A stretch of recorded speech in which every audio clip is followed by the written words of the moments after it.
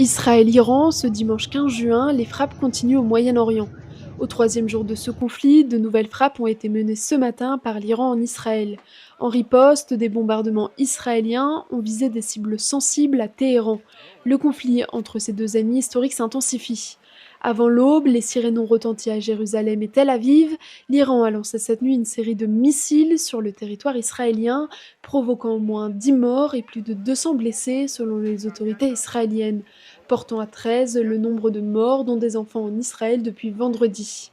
À Bat Yam, au sud de Tel Aviv, les pompiers fouillent encore les décombres. 7 personnes sont portées disparues. À plus de 1500 km de là, cette nuit, l'aviation israélienne a frappé Téhéran.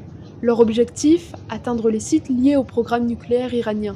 Le ministère iranien de la Défense, le siège de la SPND, l'organisation accusée de piloter les recherches militaires liées au nucléaire, et 2 dépôts de carburant ont été touchés.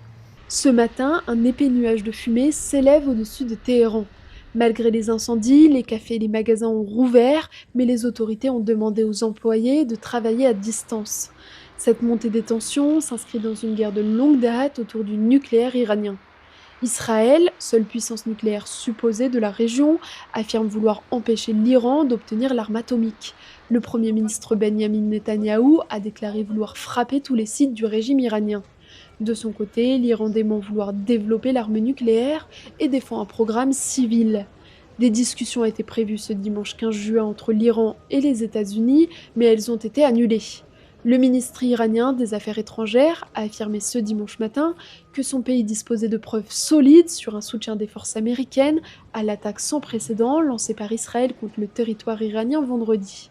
Ce matin, Donald Trump assure n'avoir rien à voir avec ces attaques, après avoir dit précédemment avoir été au courant avant leur lancement. Le président Donald Trump a aussi mis en garde: toute attaque contre les États-Unis entraînera une riposte totale. L'Iran a dit de son côté qu'il cessera ses attaques si Israël cesse les siennes.